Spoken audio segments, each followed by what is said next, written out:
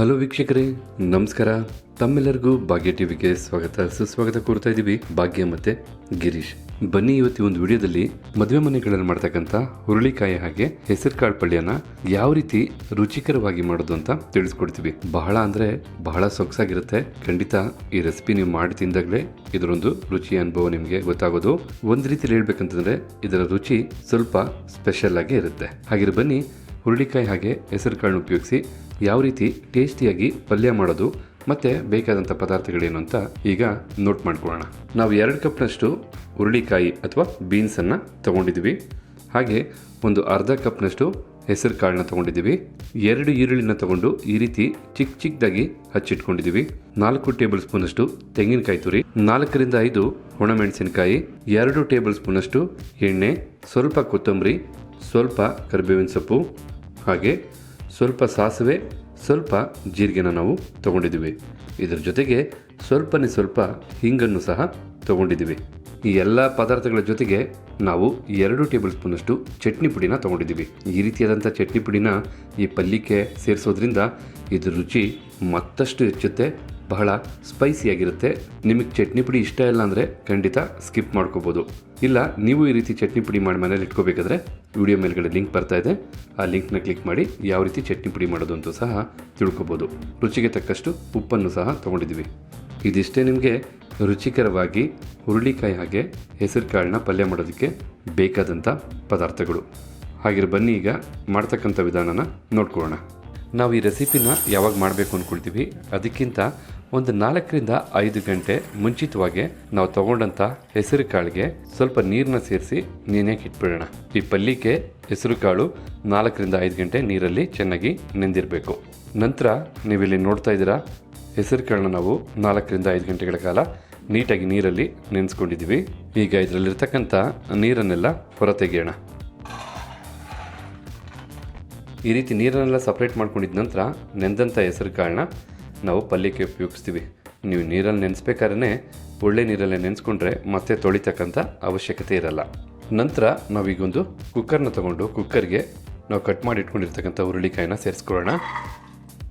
ಹುರುಳಿಕಾಯಿನೂ ಸೇರಿಸಿದ ನಂತರ ನೀರಲ್ಲಿ ನೆನೆಸಿದಂಥ ಹೆಸರು ಕಾಳನ್ನು ಸಹ ಸೇರಿಸ್ಕೊಳ್ತಾ ಇದ್ದೀವಿ. ಈಗ ರುಚಿಗೆ ತಕ್ಕಷ್ಟು ಉಪ್ಪನ್ನು ಸಹ ಸೇರಿಸ್ಕೊಳ್ಳೋಣ. ಉಪ್ಪನ್ನು ಸೇರಿಸಿದ ನಂತರ ನಾವು ಅರ್ಧ ಕಪ್ನ ಅಳತೆಯಷ್ಟು ನೀರನ್ನು ಸೇರಿಸ್ಕೊಳ್ತಾ ಇದ್ದೀವಿ. ಈ ರೀತಿ ನೀರನ್ನು ಸೇರಿಸಾದ ನಂತರ ನಾವು ಕುಕ್ಕರ್ ಲಿಡ್ನ ಕ್ಲೋಸ್ ಮಾಡಿ 1 ವಿಸಲ್ ಬರೋವರೆಗೂ ಕೂಗಿಸ್ಕೋಬೇಕಾಗತ್ತೆ.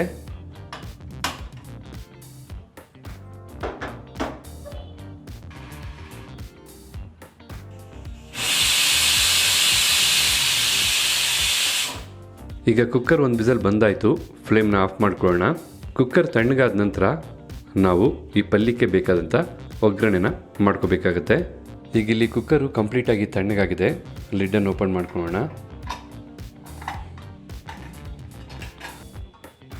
ಹಾಗೆ ನೀವು ಇಲ್ಲಿ ನೋಡ್ತಾ ಇರ್ಬೋದು, ನಾವು ಸೇರಿಸಿದಂಥ ಹೆಸರು ಕಾಳು ಹಾಗೆ ಬೀನ್ಸು ಚೆನ್ನಾಗಿ ಬೆಂದಿದೆ.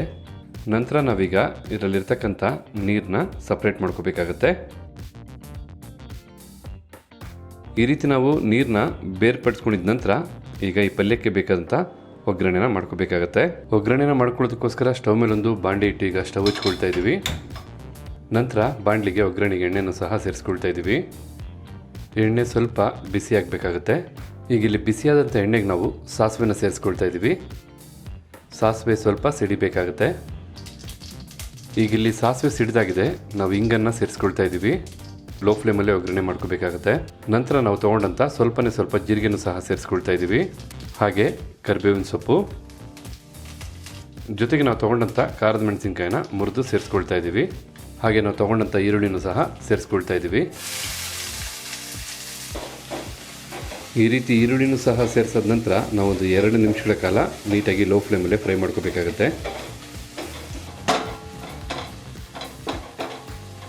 ಈಗ ನೀವು ನೋಡ್ತಾ ಇರ್ಬೋದು, ನಾವು ಈರುಳ್ಳಿನ 2 ನಿಮಿಷಗಳ ಕಾಲ ಲೋ ಫ್ಲೇಮಲ್ಲೇ ನೀಟಾಗಿ ಫ್ರೈ ಮಾಡ್ಕೊಂಡಾಯಿತು.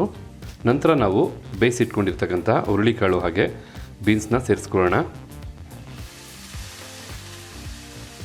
ನಂತರ ಇದನ್ನು ಒಗ್ಗರಣೆ ಜೊತೆಗೆ ಚೆನ್ನಾಗಿ ಬೆರೆಸ್ಕೋಬೇಕಾಗತ್ತೆ. ಈ ರೀತಿ ಚೆನ್ನಾಗಿ ಮಿಕ್ಸ್ ಮಾಡ್ಕೊಂಡಿದ್ದ ನಂತರ ನಾವೀಗ ಫ್ಲೇಮ್ನ ಆಫ್ ಮಾಡ್ಕೊಳ್ಳೋಣ. ಫ್ಲೇಮ್ನ ಆಫ್ ಮಾಡ್ಕೊಂಡಿದ್ದ ನಂತರ ನಾವು ತೊಗೊಂಡಂಥ ತೆಂಗಿನಕಾಯಿ ತುರಿನ ಸೇರಿಸ್ಕೊಳ್ತಾ ಇದ್ದೀವಿ.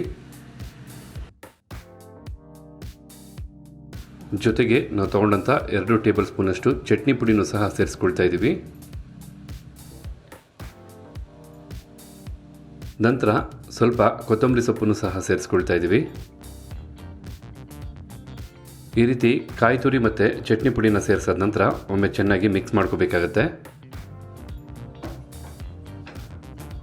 ನಿಮಗೆ ಚಟ್ನಿ ಪುಡಿ ಸೇರಿಸೋದು ಇಷ್ಟ ಅಲ್ಲ ಅಂದರೆ ಬರೀ ಕಾಯಿ ತುರಿನ ಮಾತ್ರ ಸೇರಿಸಿ ನೀವು ಮಿಕ್ಸ್ ಮಾಡ್ಕೋಬೋದು. ಆದರೆ ಚಟ್ನಿ ಪುಡಿನ ಸೇರಿಸಿ ಮಾಡೋದ್ರಿಂದ ನಿಮಗೆ ಖಂಡಿತ ಇದು ಒಂದು ರೀತಿಯಾದಂತಹ ಡಿಫ್ರೆಂಟ್ ಆದಂಥ ಟೇಸ್ಟ್ನ ಕೊಡುತ್ತೆ. ಈಗ ನೀವು ನೋಡ್ತಾ ಇರ್ಬೋದು, ನಾವು ಚೆನ್ನಾಗಿ ಮಿಕ್ಸ್ ಮಾಡ್ಕೊಂಡಿದ್ದ ನಂತರ ಹುರುಳಿಕಾಯಿ ಹಾಗೆ ಹೆಸರು ಕಾಳಿನ ಪಲ್ಯ ಸೂಪರಾಗಿ ಇಲ್ಲಿ ರೆಡಿಯಾಗಿದೆ. ಇದನ್ನು ನೀವು ಚಪಾತಿ ಜೊತೆಗೂ ಸವಿಬೋದು ಅಥವಾ ಅನ್ನ ರಸಮ್ ಮಾತ್ರ ಇದು ಬಹಳ ಏಳು ಮಾಡಿಸಿದಂಥ ಕಾಂಬಿನೇಷನ್ ಆಗಿರುತ್ತೆ. ನೀವು ಯಾವತ್ತಾರು ರಸಮ್ ಮಾಡಿದ್ರೆ ಖಂಡಿತ ಈ ಪಲ್ಯನೊಮ್ಮೆ ಮಾಡಿ ನೋಡಿ, ಎಲ್ಲರೂ ಬಹಳ ಇಷ್ಟಪಟ್ಟು ತಿಂತಾರೆ. ಹಾಗಿದ್ರೆ ನೋಡ್ಕೊಂಡ್ರಲ್ಲ ಯಾವ ರೀತಿ ಮದುವೆ ಮನೆ ಶೈಲಿಯ ಹೆಸರು ಕಾಳು ಹಾಗೆ ಬೀನ್ಸ್ನ ಉಪಯೋಗಿಸಿ ಪಲ್ಯ ಮಾಡೋದು ಅಂತ. ಖಂಡಿತ ಈ ವಿಡಿಯೋ ನಿಮ್ಗೆ ಇಷ್ಟ ಆಗಿದೆ ಅಂದ್ಕೊಂಡಿದ್ದೀನಿ. ಇಷ್ಟ ಆಗಿದ್ರೆ ವಿಡಿಯೋಗೊಂದು ಲೈಕ್ ಮಾಡಿ, ಜೊತೆಗೆ ತಮ್ಮ ಅನಿಸಿಕೆ ಅಭಿಪ್ರಾಯನ ಕಮೆಂಟ್ ಮಾಡಿ. ಅಷ್ಟೇ ಅಲ್ಲ, ಈ ವಿಡಿಯೋನ ಮತ್ತೊಬ್ಬರಿಗೆ ಹೆಲ್ಪ್ ಆಗೋಕ್ಕೆ ಶೇರ್ ಮಾಡಿ ಅಂತ ಹೇಳ್ತಾ ಮತ್ತೆ ಹೊಸ ವಿಡಿಯೋದಲ್ಲಿ ಹೊಸ ರೆಸಿಪಿ ಜೊತೆ ತಮ್ಮನ್ನು ಭೇಟಿ ಆಗ್ತೀವಿ. ಅಲ್ಲಿವರೆಗೂ ನಮಸ್ಕಾರ ವೀಕ್ಷಕರೇ.